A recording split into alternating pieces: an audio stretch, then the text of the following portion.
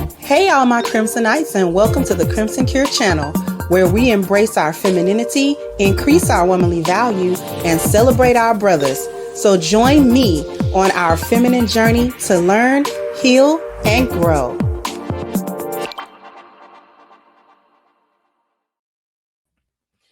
Hey there, my Crimsonites, and welcome to the Crimson Cure channel. I'm your hostess, femininity coach, and author of the Crimson Cure, and this is my perspective. So I got a clip here. It's about 2 minutes long of a woman really saying that the education system is as crappy as we think it is. And this isn't the first time I've heard teachers have this grievance. So we're going to let it play. High school teachers are quitting and warning America about the future of our workforce. Here's why. As somebody that taught high school and basically educating our new young adults, every last one of us should be scared. These kids cannot read. They cannot write. There is no type of comprehension skills, no type of critical thinking. They cannot do anything on their own. They expect everything to be given to them. So in my class, we did this thing where I made them write once a week. They would have some type of assignment where they would have to write at least a paragraph, meaning 5. Now, before I let this go on, what she's saying is very true. There is no comprehension skills. The children are basically illiterate. They basically don't have any math skills. They don't have any skills. The critical thinking, you can forget it. And they do expect things to be sort of given, the answer sort of be given to them. But this is a culmination of the result of like that soft, gentle parenting coupled with participation trophy teaching, right? So at home, they're telling you to gently parent your children. Don't get on them too bad. Don't punish them too much. Explain everything to them. If they are behaving badly, then it's got to be some other underlying reason why they're doing it, not just because they want to do it, right? And so you can't really punish them. You absolutely can't spank them. You can't do any of these things. You have to have this really gentle approach, this really almost like a therapist the whole time. You got to have this type of approach. And also, when the children get to school, competition is dumbed down. Everybody gets a participation trophy. No one is left to feel like they failed. No one is left. The ones who excel can't be celebrated properly because the ones who didn't excel might feel bad. And so therefore, there's no incentive for anybody. There's no incentive for children to excel and do better because that's not going to really be recognized. And there's no incentive for children who otherwise, who to chase those children who are excelling because they're going to get the participation trophy anyway. So we're going to let her finish. Sentences, 5 sentences. The amount of assignments that I got in with 1 sentence, 2 sentences, the amount of complaints I got with the whole 5 sentences, that's too much. Can we do 3? Isn't 3 considered a paragraph? Oh, baby. We are in for a wild ride, y'all. Every assignment that I gave them, there was several students that came to my desk and made me walk them through the entire assignment, the whole thing. But genuinely, the truth of the matter is everybody is failing these kids. Everybody. The school board with all these different rules, they're failing these kids. The principals or admin altogether, they're failing these kids, and they're failing the teachers because they're basically telling us that we had to just pass a child along just to keep these graduation numbers up. Like, oh, and don't get me started on the parents. Like, I will call and say, hey, your child is failing. And the first thing is, well, why didn't I know about this? Probably because you didn't answer the phone. Probably because you didn't respond to my email. On top of that, you have 24-hour access to Power School. When I tell y'all it is horrible, like the parents that are here now are not the parents that we had growing up. And that's pretty much the situation. She's talking about the parents and she's talking about the school and the admin, I'm old. I haven't been in a school in quite some time. However, I definitely, judging by how these people act out here in the world today, I know that parenting is crazy. And more and more teachers, even teachers who haven't been teaching things academically. Remember a few years ago, that young lady, she had to be no more than like 24. And she was teaching ballet. And remember, she got online and she was crying because she was teaching like 4 and 5-year-olds, ballet. And she was complaining about how she was telling the mother of the child who couldn't keep up in the ballet class about it.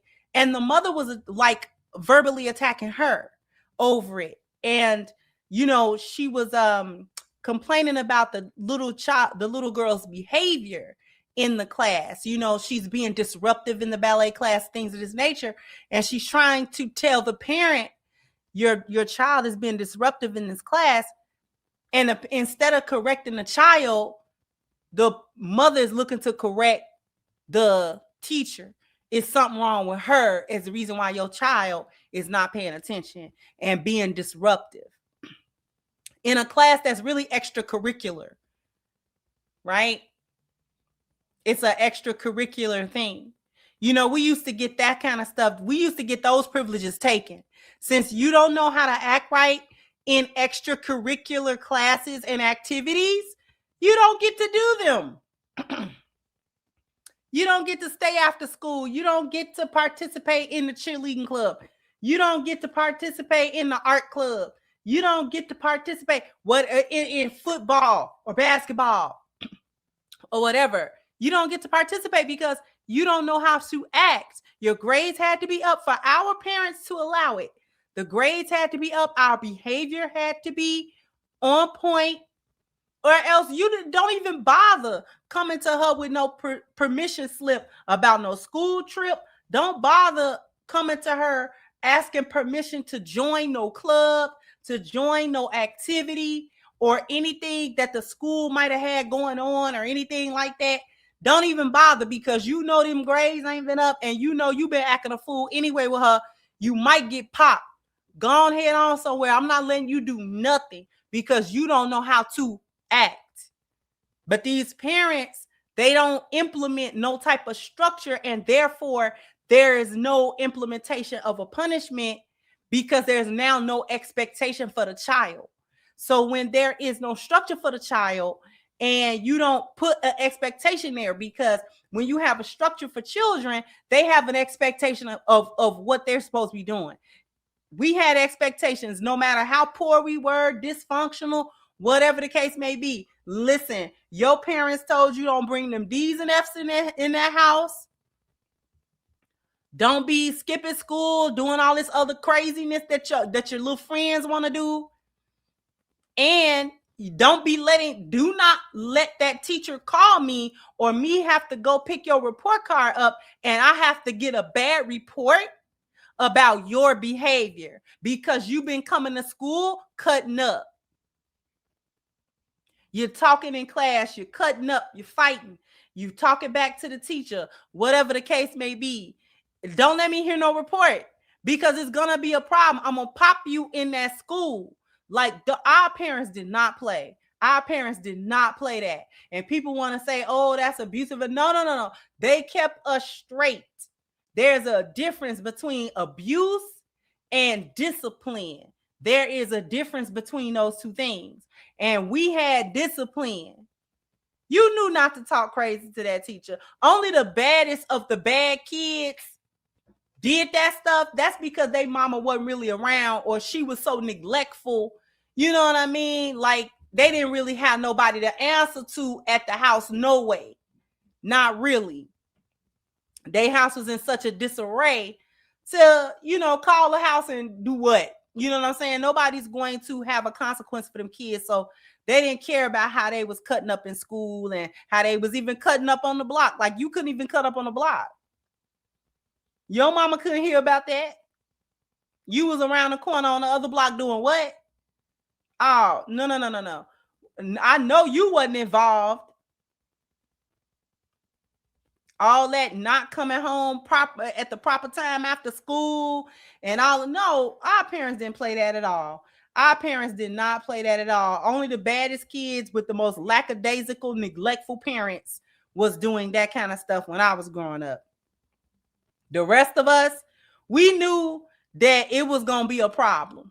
If our parents found out that we was doing X, Y, and Z, that's going to be a whole issue and a consequence that we did not want to pay. And anything that we thought we was going to be able to do, you could just go ahead, kiss that right on goodbye. Right goodbye. And in school, we had challenges.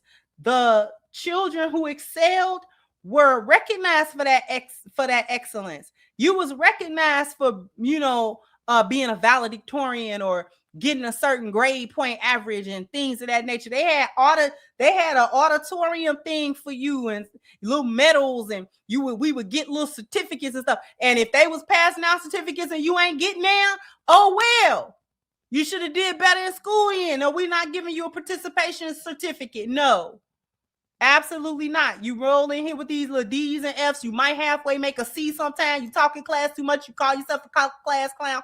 You're not getting a little certificate. No. They used to have little award ceremonies. And if your name wasn't called up there to get an award that was worth something, oh, okay. And you felt bad as a kid, especially if you knew that you was capable of doing it. But you was, slacking off and not really putting your full effort into it.